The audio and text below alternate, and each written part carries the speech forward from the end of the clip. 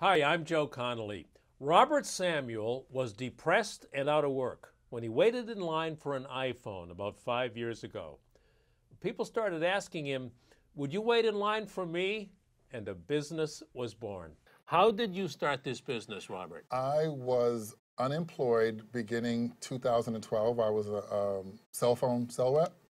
Then I decided when the new iPhone came out, which was the 5, in September, I said, let me post an ad on Craigslist to see if I could help someone get their iPhone since I wouldn't be selling it, for that release. And it was good to be on the other side of the retail experience. So the guy who hired me via Craigslist got me out there. I was there for 4 hours. His online order went through. So he said, I don't need you anymore, but I'm still going to pay you $100. He PayPal'd me the $100, and I was about to leave, and he was like, you're number 2 in line for the 5. Don't leave, sell your spot. And so I stayed and sold my spot about 2 or 3 times, and I called friends and had them sell spots. And by the time the store opened, I had $325, and it just led to an idea. Like, a few months later, after I had a temp assignment, when that was over, I was like, wait a minute, I made $325 just sitting on the sidewalk. And I said, let me see if this can be something. And I came up with an Instagram, a Twitter, and a Facebook, and slowly but surely, we started to get requests. Opportunity knocked and you answered. Exactly. You saw opened the door. Correct. Do you just stand in line or do you run errands? Or tell me about the business today. It's evolved into running errands. We have a lot of customers who initially hired us to be line sitters, stand in line for this sale. And then I guess organically from that, well, could you go in and buy this for me? And I actually have a great example. I had a customer in Tokyo, and there was a sample sale going on, and there was a curated sample sale, which meant every day they sold different years of their collection. So I FaceTime shopped with him, and I was like, we're line sitting, but it just turned into so much more. So we do courier services. People, because they know us and they trust us, and we built that, that honesty level with them, they'll say, oh, I left my bag at the ferry. Could you go bring it to me in the Bronx? So we'll go do anything like that, yeah.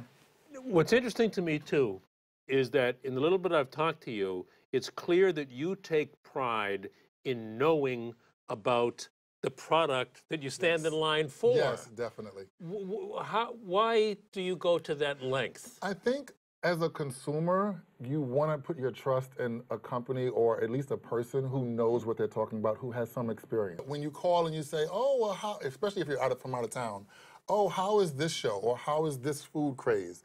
If I can say, oh, I've had it, it's delicious, you should try this flavor, or you should see the show on this day, matinee versus this evening performance, because you'll get a better singer, or they appreciate that. And they are more likely to go ahead and hire us for the service that they're interested in. That's a classic example of what they call value added. You call the line standing company, but then they tell you which day is best to go. Yes, exactly. To Hamilton. Exactly. That's value added. Definitely. If you don't get a ticket, you still charge a fee for you're paying for the service by the hour, right? Yes, by the hour. You pay an hourly rate. It's minimum $45 for 2 hours and $20 each additional, and we make that very clear when you book with us that you're paying for the service of waiting, not a guarantee of tickets, experience, food product, shoe, what have you. Yeah. You got a whole list. And they're okay with that.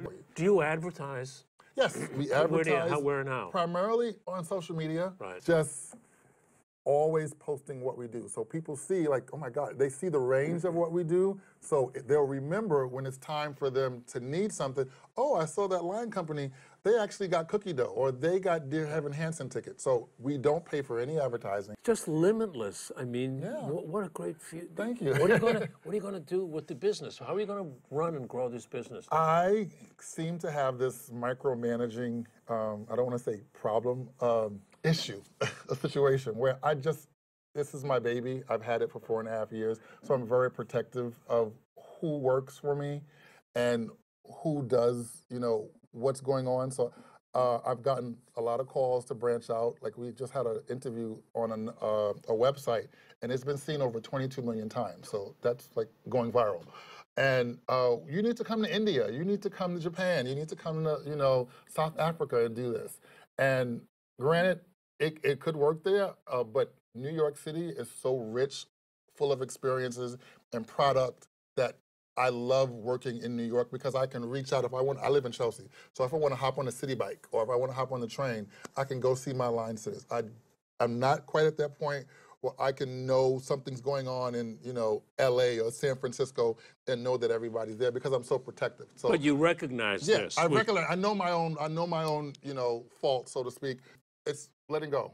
And that's the only way you can really achieve true growth is if you, let go. Because as great as the idea is that fell into my lap and I've cultivated it, there are other people out there who may want to work with me who also have different ideas who may make us grow even more. So I have to be open and receptive to that. So. Great for you, Robert. It's a wonderful story. Thank you so much. Thank you. You keep growing this.